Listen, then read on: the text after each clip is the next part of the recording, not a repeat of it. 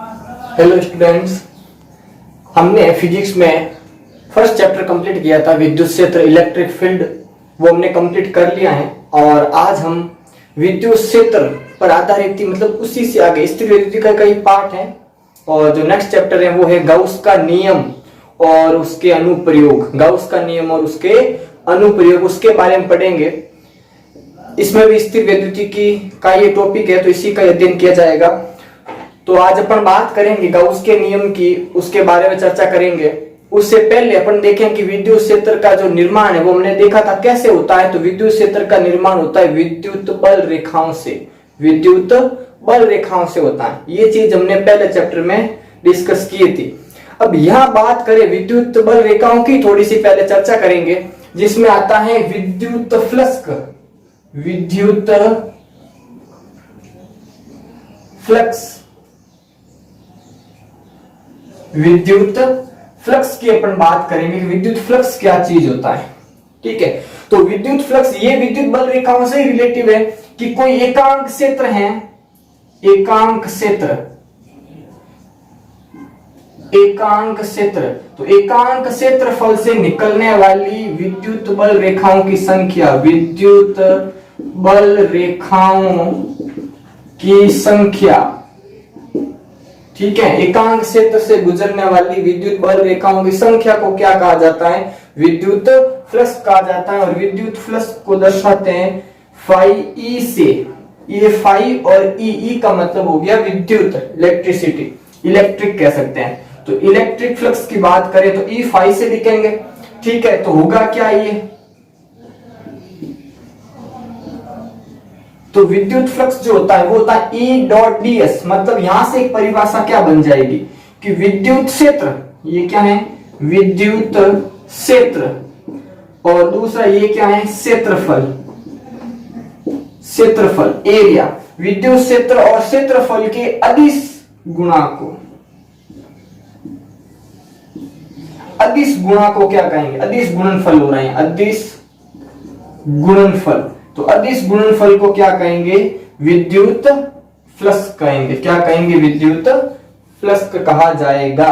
तो दो परिभाषाएं मैंने बताई कि एकांक क्षेत्र से गुजरने वाली विद्युत बल रेखाओं की संख्या को क्या कहा जाता है? विद्युत फ्लक्स। फॉर्मूले से क्या बन गया? विद्युत क्षेत्र और क्षेत्रफल के अदिश गुणनफल को क्या कहा जाता है? विद्युत फ्लक्स कहा जाता है। ये चीज यहां मैंने बताई। अब अदिश में क्या होता है? जब ये इसको परिमाण में लिखेंगे तो 5e बराबर क्या हो गया? ई ds कोस थीटा, ई ds कोस थीटा। और ये थीटा क्या है? थीटा क्या है? ई व ds के मध्य कोण। थीटा क्या है? ई व ds के मतलब दो सदिशों के मध्य का कोण होता है। यहाँ दो सदिश कौन से? ई और ds है। और कोस थीटा लगा, इसका मतलब गुणनफल कैसा हुआ है? अदिश गुणनफल होता है। सदिश के लिए अपन साइन का यूज करते हैं, तो ये बन गया। अब बात करेंगे इसके मात्रक की। मात्रक की बात करें तो विद्युत क्षेत्र, विद्युत क्षेत्र क्या होता है? F बटा Q, ये विद्युत क्षेत्र है। फर्स्ट चैप्टर में अपन बात कर चुके हैं। तो E का मात्रक तो क्या हो गया? न्यूटन प्रति कूलाम, न्यूटन प्रति कूलाम। ये हो गया ds, ये क्षेत्रफल है। क्षेत्रफल का क्या होता है? Metre square. तो इसको थोड़ा अरेंज करके लिखे तो न्यूटन इंटू मीटर स्क्वायर प्रति कूलाम, इसका क्या हो जाएगा?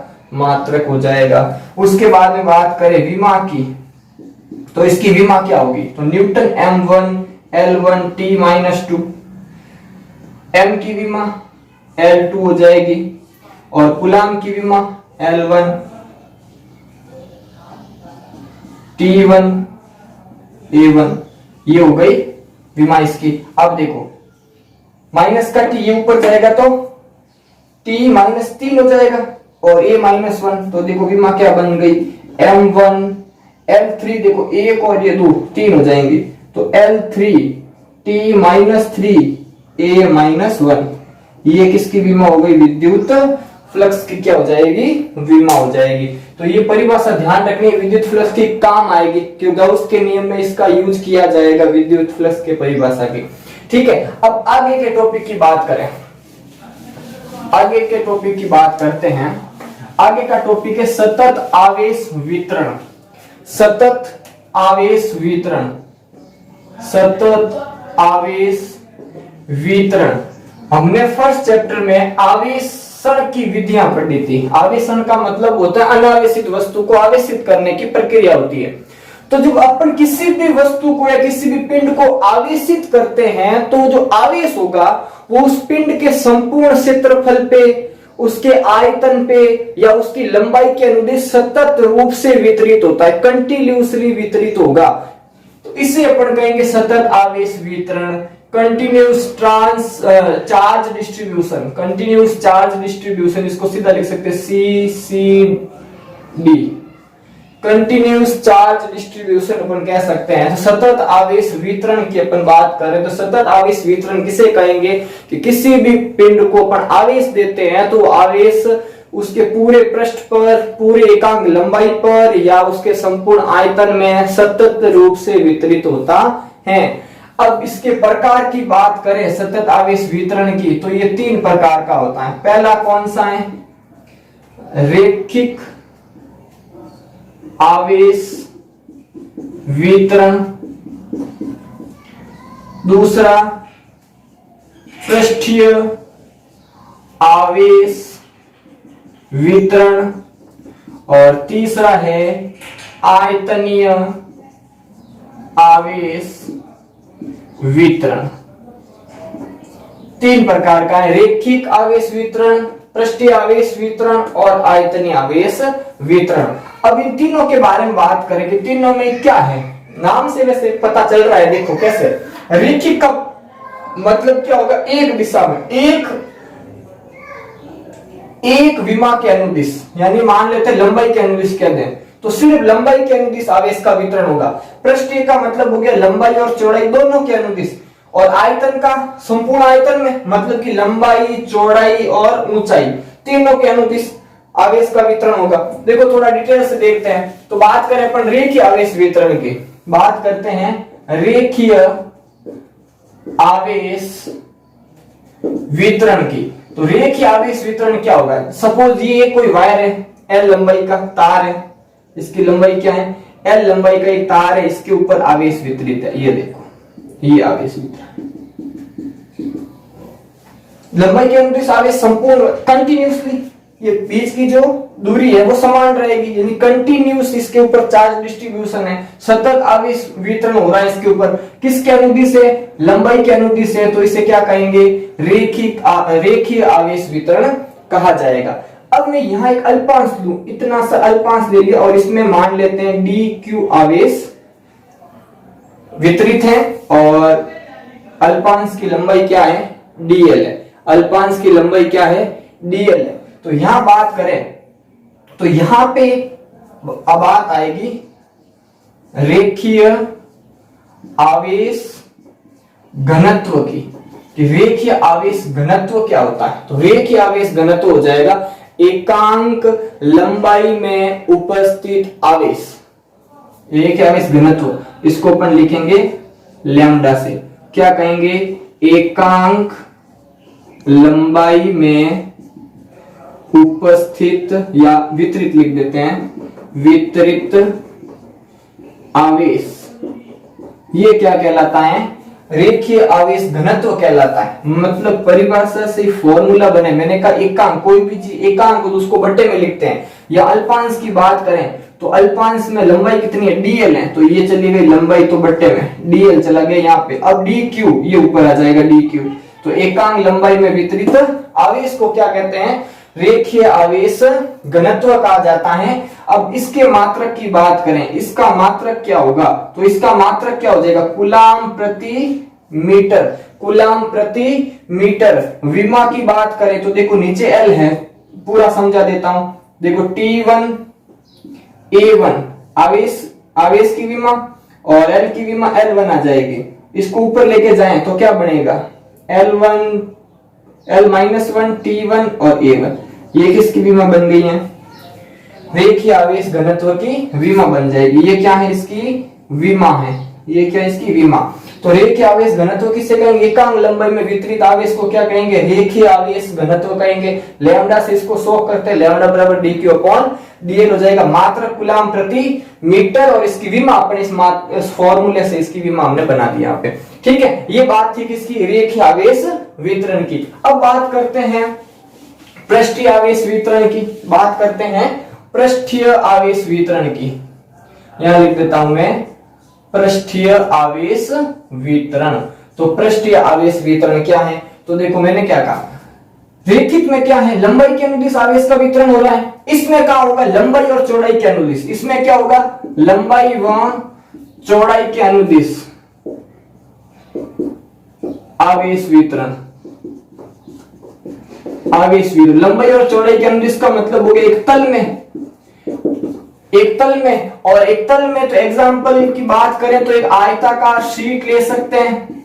आयताकार शीट की बात करें उदाहरण के लिए, तो उसमें जो आवेश का वितरण होगा वो कौन सा होगा, पृष्ठीय आवेश वितरण होगा। मतलब कि ये देखो इस प्रकार से, ये आयताकार शीट है और इस आयताकार शीट पर ये आवेश वितरण होगा लंबाई चौड़ाई के अनुदिश। तो इस प्रकार लंबाई इंटू चौड़ाई करेंगे तो क्या बनेगा, संपूर्ण क्षेत्रफल बन जाएगा। ये जो आवेश वितरण होगा ये कौन सा होगा, पृष्ठीय आवेश वितरण। जिस प्रकार था रेखीय आवेश घनत्व उसी प्रकार होगा पृष्ठीय आवेश घनत्व, और पृष्ठीय आवेश घनत्व को शो करेंगे सिग्मा से। और सिग्मा किसे कहेंगे, वो एकांक लंबाई के लिए आवेश वितरण था, और ये क्या हो जाएगा, एकांक क्षेत्रफल में आवेश वितरण। एकांक क्षेत्रफल में आवेश वितरण, तो एकांक क्षेत्रफल में आवेश वितरण की बात करें तो सिग्मा बराबर हो जाएगा dq अपॉन dA, और A का मतलब क्या हो गया, क्षेत्रफल हो गया। मात्रक की बात करें तो इसका मात्रक क्या हो जाएगा, कूलाम प्रति मीटर स्क्वायर। ठीक है, कूलाम प्रति मीटर स्क्वायर। और विमा की बात करें तो इसकी विमा क्या हो जाएगी, जहां L1 आया था, L1 T1 L-1 T1 और A1, ये किसकी थी, रेखीय आवेश घनत्व की। तो यहाँ क्षेत्रफल में मीटर स्क्वायर है तो विमा में क्या आ जाएगा, यहाँ पे L2 माइनस का T1 A1, ये किसका बन गया, ये विमा किसकी आ गई, पृष्ठीय आवेश घनत्व की विमा आ जाएगी। तो ये पृष्ठीय आवेश घनत्व ध्यान रखना है। तो एक था रेखीय लैम्डा, क्या आ गया पृष्ठीय सिग्मा। अब क्या आएगा, आवेश के बारे में बात करेंगे। यहां तक बात क्लियर है, पृष्ठीय आवेश घनत्व परिभाषा आ गई, डायग्राम से बता दिया कि लंबाई के अनुदिश ये लंबाई है और ये चौड़ाई b हो गई। तो लंबाई और चौड़ाई के अनुदिश यदि आवेश का वितरण हो रहा है, सतत रूप से आवेश का वितरण हो रहा है, तो उसे अपन पृष्ठीय आवेश वितरण कहेंगे। फिर इससे पृष्ठीय आवेश घनत्व की बात करें तो इसमें कोई अल्पांश ले लेते हैं। मान लो ये अल्पांश मैंने ले लिया, इस अल्पांश की ये होगी dl लंबाई और ये db चौड़ाई, तो db इंटू dl क्या हो जाएगा, dA बनेगा, क्षेत्रफल बन जाएगा। तो इस क्षेत्रफल में कितना आवेश वितरित हुआ है इसका घनत्व निकालना है। तो इसका घनत्व क्या कहलाएगा, पृष्ठीय आवेश घनत्व, एकांक क्षेत्रफल में आवेश का वितरण। ठीक है, अब बात करते हैं आयतन की।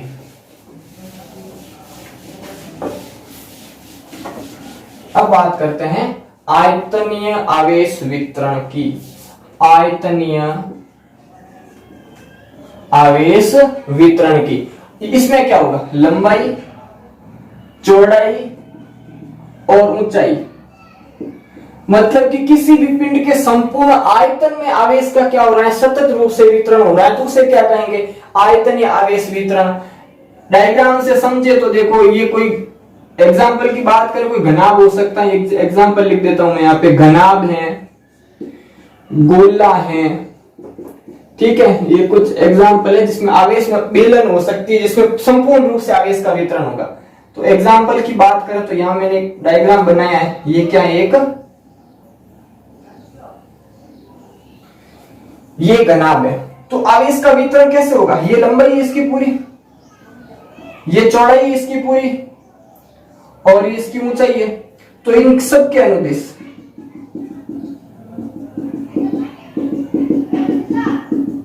ये आवेश का वितरण है।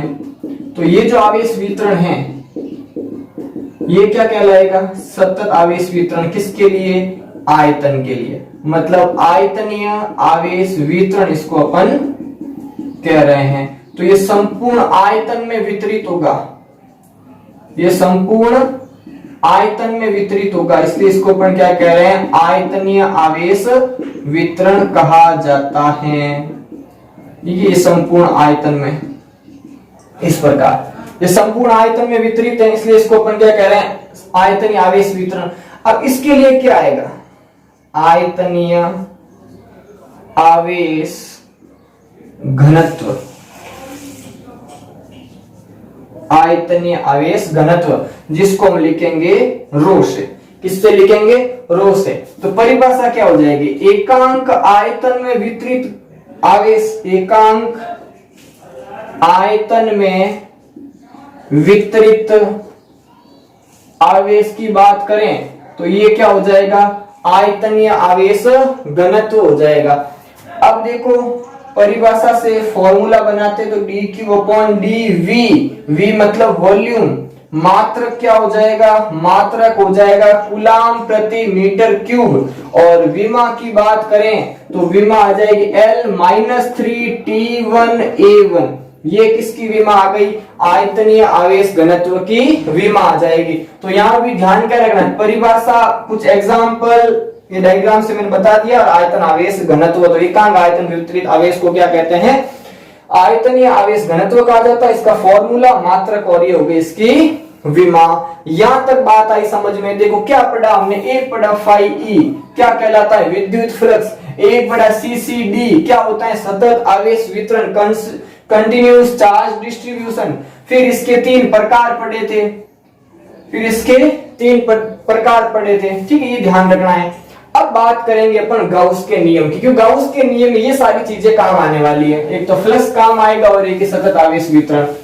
अब बात करें अपन गाउस के नियम की, तो गाउस का नियम क्या है, चैप्टर का नाम यही है, गाउस का नियम और उसके अनुप्रयोग। तो गाउस के नियम की बात करें तो गाउस का नियम कहता है कि कोई भी बंद पृष्ठ है, यह शब्द लिख रहा हूं, परिबद्ध क्षेत्रफल, परिबद्ध क्षेत्रफल, ये एक बंद पृष्ठ है। परिबद्ध का मतलब हो गया एक बंद पृष्ठ होना चाहिए। तो इस बंद पृष्ठ से निकलने वाली विद्युत बल रेखाएं क्या हैं, विद्युत बल रेखाओं की संख्या, बंद पृष्ठ से गुजरने वाली विद्युत बल रेखाओं की संख्या, और विद्युत बल रेखाओं की संख्या वो क्या कह रहे हैं, फाई ई कह रहे हैं, क्या कह रहे हैं, फाई ई कह रहे हैं। मैं बात कर रहा हूं गाउस नियम की, गाउस का नियम बात कर रहे हैं अपन गाउस नियम की। तो गाउस का नियम क्या है, देखो कि कोई भी परिबद्ध क्षेत्रफल है, और परिबद्ध का मतलब मैंने बता दिया बंद पृष्ठ, क्या बता दिया, बंद पृष्ठ। तो परिबद्ध का मतलब हो गया किसी भी बंद पृष्ठ से, परिबद्ध क्षेत्र से गुजरने वाली विद्युत बल रेखाओं की संख्या, और विद्युत बल रेखाओं की संख्या को क्या कह रहे हैं, फाई कह रहे हैं, फाई। इसका मतलब क्या हो गया, ये क्या है, विद्युत फ्लक्स है, ये विद्युत फ्लक्स है। तो ये जो विद्युत फ्लक्स है वो इस क्षेत्र में उपस्थित आवेश, इस क्षेत्र में उपस्थित आवेश, आवेश मान लेते हैं इस क्षेत्र में Q0 आवेश उपस्थित है, या Q मान लेते हैं, आवेश कितना है, Q उपस्थित है। परिबद्ध क्षेत्रफल में आवेश कितना है, Q। तो देखो क्या कह रहा हूं मैं, परिबद्ध क्षेत्रफल में गुजरने वाली बल रेखाओं की संख्या, यानी जो विद्युत फ्लक्स है वो इस क्षेत्र में उपस्थित आवेश का, क्षेत्र में उपस्थित आवेश का 1/ε गुणा होता है, गुणा होता है। जो ये आवेश है Q, ये कितना हो जाएगा, 1/ε गुणा, और बात करें एप्सिलॉन गुणा, तो एप्सिलॉन गुणा क्या है, माध्यम की विद्युत शीलता कह सकते हैं, या इसको अन्य नाम और है माध्यम का पराविद्युतांक भी कहा जा सकता है। माध्यम की विद्युतशीलता कहो या माध्यम का पराविद्युतांक कहो, एक ही बात है, एप्सिलॉन है माध्यम की विद्युतशीलता। तो परिभाषा वापिस से बता रहा हूं कि किसी भी परिबद्ध क्षेत्र से गुजरने वाली विद्युत बल रेखाओं की संख्या, मतलब कि विद्युत फ्लक्स जो है वो परिबद्ध क्षेत्र में स्थित आवेश का 1/ε गुणा होता है। मतलब परिभाषा से सिंपल से फॉर्मूला बनाए तो फाई ई बराबर क्यू अपॉन एप्सिलॉन होगा। क्या होगा? क्यू अपॉन एप्सिलॉन होगा। ठीक है, देखो ये क्यू और गुणा क्या है? 1/एप्सिलॉन को गुणा करोगे तो क्या बनेगा? क्यू अपॉन एप्सिलॉन बन जाएगा। ठीक है, अब देखो बात करें एप्सिलॉन की, तो एप्सिलॉन बराबर क्या होता है? एप्सिलॉन आर एप्सिलॉन नॉट होता है। ये हमने पहले पार्ट में जब कूलॉम का नियम पढ़ा था उस समय मैंने ये बात की थी। सापेक्ष विद्युतशीलता की, माध्यम की विद्युतशीलता तथा निर्वात की विद्युतशीलता के अनुपात को सापेक्ष विद्युतशीलता कहते हैं। ठीक है, ये बात बताई थी मैंने। तो ये माध्यम की विद्युतशीलता, इसे क्या कहेंगे अपन? सापेक्ष विद्युतशीलता है। ये क्या है? सापेक्ष विद्युतशीलता है। और ये क्या है? निर्वात की विद्युतशीलता। ये मान यहां रखते हैं। फाई ई बराबर क्या बन गया? Q upon epsilon r epsilon naught. फिर मैंने कहा निर्वात के लिए, किसके लिए? निर्वात, या बात करें वायु, तो निर्वात और वायु के लिए एप्सिलॉन आर का मान कितना होता है? 1 होता है। तो फाई ई की वैल्यू क्या आ गई? क्यू अपॉन एप्सिलॉन नॉट आ जाएगी। ठीक है, और यही क्या है? यही आपके गाउस का नियम है। ये क्या है? गाउस का नियम है। यहां तक बात आ गई समझ में? ये क्या है? गाउस का नियम है। तो परिभाषा मैंने क्या बताई, थोड़ा वापस देख लेते हैं कि परिबद्ध क्षेत्रफल से गुजरने वाली विद्युत रेखाओं की संख्या अर्थात विद्युत फ्लक्स का जो मान है वो परिबद्ध क्षेत्रफल में उपस्थित आवेश के 1/एप्सिलॉन गुणा होता है। ये सिंपल सीधी सी परिभाषा होगी। यहां सीधा सीधा पता चल रहा है परिभाषा से।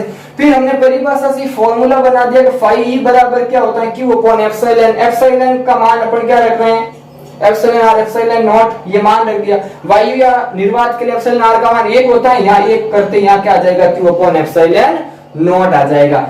ये क्या है? गाउस का नियम है। अब बात करें इस गाउस का नियम है, इसका पूछा जाता है सत्यापन, यानी इसका व्युत्पन्न पूछा जाता है। गाउस के नियम का सत्यापन पूछा जाता है। तो हम बात करेंगे गाउस के नियम की सत्यापन की। गाउस नियम का सत्यापन, गाउस नियम की बात करें तो इसका सत्यापन अपन करने जा रहे हैं कि सत्यापन किस प्रकार होगा। ठीक है, तो अपन कोई एक आवेश मान लेते हैं।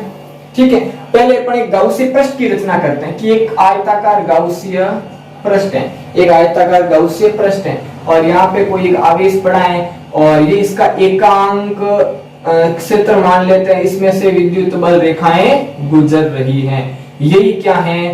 परिबद्ध क्षेत्रफल। यही क्या है? परिबद्ध क्षेत्रफल है। इसकी त्रिज्या मान लेते हैं स्मॉल आर है। अब बात करते हैं विद्युत फ्लक्स की कि अपन जानते, अब ये अल्पांश लेंगे, यहाँ पे अपन अल्पांश लेंगे तो अल्पांश के लिए बात करें डी फाई की, तो डी फाई बराबर क्या हो जाएगा? डी फाई बराबर क्या हो जाएगा? ई डॉट डी एस हो जाएगा। डी फाई बराबर D S E D S cos theta. अब देखो यहाँ पे ये क्षेत्रफल का सदिश है, एकांक सदिश क्षेत्रफल के लिए, और प्लस आवेश मान लेते हैं। प्लस आवेश के लिए बल रेखाओं की दिशा कौन सी होती है? बाहर की ओर होती है। ये बाहर की ओर होगी। तो गोला है तो गोले में तो वही चारों तरफ रहेगी। तो ये क्षेत्रफल की दिशा है एन केप की। इसी तरफ क्या रहेगी? ई की दिशा भी रहेगी। ई मतलब विद्युत क्षेत्र की दिशा भी यही रहने वाली है। इसका मतलब ई व एन यानी कि क्षेत्रफल, ई व क्षेत्रफल के मध्य कोण यानी कि थीटा कितना हो जाएगा? थीटा कितना हो जाएगा? 0 और कोस 0 की वैल्यू कितनी होती है? 1 होती है। तो देखो डी फाई बराबर ई डी एस बन जाएगा। फिर हम जानते हैं वी नो दैट, हम क्या जानते हैं कि जो ई जो होता है वो के क्यू अपॉन आर स्क्वायर होता है, और वेक्टर रूप में लिखेंगे तो यहाँ क्या लग जाएगा? आर कैप लग जाएगा। ये बात आ गई। तो ये वैल्यू अपन यहाँ रख देते हैं। तो डी फाई बराबर क्या हो जाएगा? K q upon r square r cap, और ये क्या है? डी एस का यहाँ डी एस रहने देते हैं। ये यहाँ पे क्या लग गया? डी एस लग गया। अब बात करते हैं डी एस की। ठीक है, या इसको तो बता ही देते हैं, इसकी जरूरत नहीं क्योंकि हमने यहाँ चेंज कर दिया है। ठीक है ना, इसलिए यहाँ सदिश रूप में लिखने की जरूरत नहीं, क्योंकि अपन परिमाण ले रहे हैं तो यहाँ पे परिमाण ही लिखेंगे। तो ये यहाँ पे क्या हो गया? ds आ गया। अब देखो अब क्या करना है। अब यहाँ पे बात करते हैं, ये जो d5 का मान आ गया, ये ds आ गया। अब इसका करेंगे दोनों तरफ क्या? समाकलन। लेकिन ये समाकलन कौन सा होगा? बंद समाकलन होगा। इसे कहते हैं बंद समाकलन। तरीका वही है समाकलन का। इस गोले का मतलब क्या हो गया? बंद समाकलन हो गया। तो डी फाई का समाकलन तो फाई हो जाएगा, के क्यू आर स्क्वायर, ये क्या है? कॉमन है। यहाँ पे ds समाकलन किसका करना है? ds का समाकलन करना है। तो ये गोला कैसा है? वर्ताकार है। गोला कैसा है? वर्ताकार है। तो वर्त का क्षेत्रफल, तो वर्त का क्षेत्रफल के क्यू अपॉन आर स्क्वायर, वर्त का क्षेत्रफल 4 पाई आर स्क्वायर हो जाएगा। 4 पाई आर स्क्वायर, ये आर स्क्वायर कैंसिल। हम जानते हैं, क्या जानते हैं कि k बराबर 1/4 पाई एप्सिलॉन नॉट होता है। मान रखो यहाँ पे फाई बराबर कितना हो जाएगा? q, और 1 बटा करेंगे तो 4 पाई एप्सिलॉन नॉट यहाँ आ जाएगा, और इनटू में क्या है? 4 पाई। 4 पाई से 4 पाई कट गया, तो फाई की वैल्यू कितनी आ गई? q अपॉन एप्सिलॉन नॉट आ जाएगी। ठीक है, ये किसका मान आ गया है? फाई का मान। तो हमने जो गाउस के नियम की परिभाषा पढ़ी थी, तो उस परिभाषा के अकॉर्डिंग सूत्र कौन सा? यही तो आया था। परिभाषा क्या थी? कि परिबद्ध क्षेत्रफल से गुजरने वाली विद्युत बल रेखाओं की संख्या, मतलब कि विद्युत फ्लक्स का जो मान है उस परिबद्ध क्षेत्र में उपस्थित आवेश की 1/एप्सिलॉन गुणा होता है। एप्सिलॉन को हमने एप्सिलॉन नॉट से रिप्लेस कर दिया था, तो ये फॉर्मूला बना था y बराबर q अपॉन एप्सिलॉन नॉट। तो ये क्या हो गया? गाउस नियम का सत्यापन। और गाउस नियम का सत्यापन किसके द्वारा हमने किया? किसके द्वारा किया? तो विद्युत क्षेत्र की तीव्रता, विद्युत क्षेत्र की तीव्रता को यूज में किया है। तो क्वेश्चन ये भी पूछा जा सकता है कि विद्युत क्षेत्र की तीव्रता के माध्यम से गाउस के नियम का सत्यापन कीजिए। एक ही बात है, यहाँ पे यूज करना है विद्युत क्षेत्र की तीव्रता। सीधा आ जाए, गाउस के नियम का सत्यापन करो तो भी यही करना है, गाउस के नियम का व्युत्पन्न करो तो भी यही करना है। सिद्ध कीजिए कि फाई बराबर q अपॉन एप्सिलॉन नॉट होता है, तो भी यही करना है। क्वेश्चन 4-5 प्रकार के कैसे भी पूछा जाएगा, लेकिन आंसर यही रहने वाला है। ठीक है, यहां तक हमने बात कर ली थी। अब कुछ प्रमुख तथ्य है गाउस के नियम की, तो उनकी अपन बात कर लेते हैं। कुछ प्रमुख तथ्य हैं गाउस के नियम के। ठीक है, क्या क्या है? 4-5 तथ्य हैं, तो उनके बारे में बात करें। गाउस नियम के महत्वपूर्ण तथ्य, कुछ बातें हैं जो ध्यान में रखनी है। क्या बातें हैं? सबसे पहली बात कि जो गाउसीय पृष्ठ होता है वो गाउसीय पृष्ठ हमेशा काल्पनिक होता है। सबसे पहली बात तो क्या है? गाउसीय पृष्ठ काल्पनिक होता है। ये अपन उसके किसी भी चालक के चारों ओर या कोई भी आवेशित पृष्ठ है उसके चारों ओर एक पृष्ठ की कल्पना करते हैं, जिसे अपन गाउसीय पृष्ठ कहते हैं। मतलब गाउसीय पृष्ठ की परिभाषा क्या होगी कि किसी भी आवेशित पृष्ठ के चारों ओर किसी भी एक पृष्ठ की कल्पना करते हैं, उसे अपन क्या कहते हैं? गाउसीय पृष्ठ। मतलब कि गाउसीय पृष्ठ कैसा है? काल्पनिक, की कोई वास्तविक बात नहीं है। फिर बात करें तो ये जो गाउसीय पृष्ठ हैं, ये जो गाउसीय पृष्ठ हैं, ये गाउसीय पृष्ठ ये ज्यामिति पर निर्भर नहीं करता है, ज्यामिति संरचना पर निर्भर नहीं करता है। और निर्भर नहीं करता है का मतलब गाउसीय पृष्ठ कैसा भी हो सकता है। ठीक है, कैसा भी का मतलब फिक्स नहीं हो कि घनाभाकारी हो, गोलाकार हो, बेलनाकार हो, मतलब एक फिक्स उसका आकार हो, मतलब उसका आकार कोई निश्चित नहीं होता है।